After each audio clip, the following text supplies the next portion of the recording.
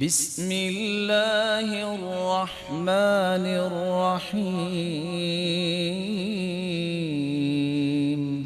اور یہاں رک کے میں ایک بات کہوں گا، بدقسمت انسان وہ ہے، سب سے بڑا بدقسمت انسان کہ جس کو نیکی کی توفیق بھی نہیں ملتی اور وہ لوگوں کو بھی نیک لوگوں کے بارے میں متنفر کرتا ہے۔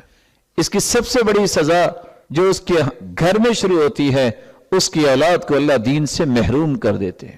اور ایسے ہوتے ہیں جن کی اس حماقت کی وجہ سے اس کی نسلیں بھی دین سے محروم ہو جاتی ہیں۔ میں غلط ہو سکتا ہوں، آپ میں سے کوئی غلط ہو سکتا ہے، لیکن علم جس کی ابتدا اللہ نے کی ہے، جس مبارک سلسلے کی ابتدا محمد مصطفیٰ نے کی ہے، وہ غلط نہیں ہو سکتا۔